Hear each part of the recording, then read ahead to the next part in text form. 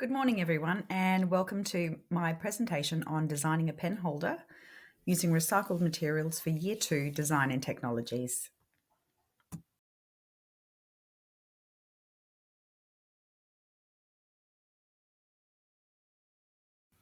I introduced this lesson by showing the children a really great video on upcycling.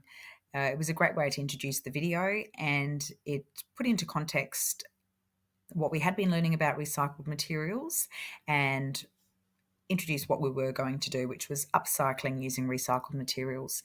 So the lesson was influenced by the children's current interest in construction. They have just really enjoyed and gotten very engrossed in building things. So following a constructionism approach, this lesson is design based and it allows the student to build their knowledge through experience. The resources you can use for your activity could include a range of recycled items that you might have on hand.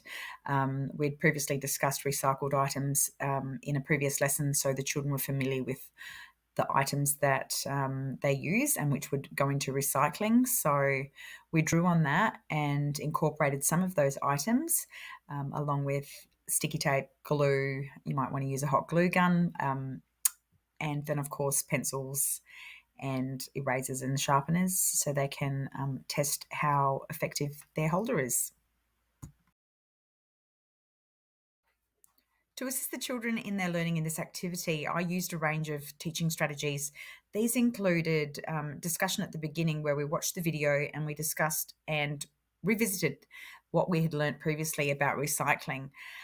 This was a great way of tying in our previous learning and our previous understanding with this new activity. We brainstormed a range of ideas of what we could use when we make our and design our stationery holder.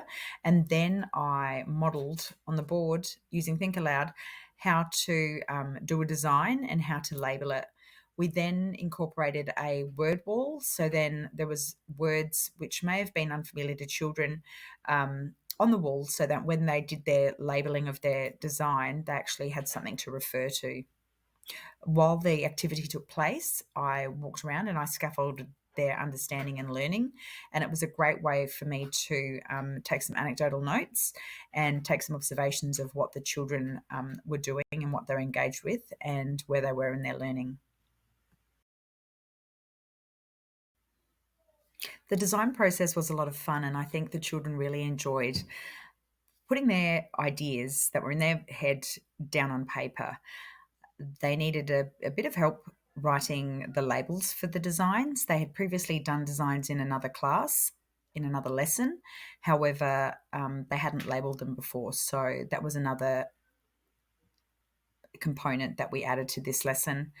I really enjoyed seeing their designs. I had a chance to walk around and go over some of their designs with them, and I made it clear that even though their design might be a specific way, part of the process is changing and adapting. So even though their original design might look a particular way, when their final product might not actually match. So I think they understood that and they really enjoyed it. The making process provided me with plenty of opportunities to walk around and observe and take some anecdotal notes on the children's learning. They were very engaged in the process, and it was great seeing them adapt their ideas to meet the brief. As you can see from the finished products, a lot of learning took place from the initial design stage through to construction and modifying their designs.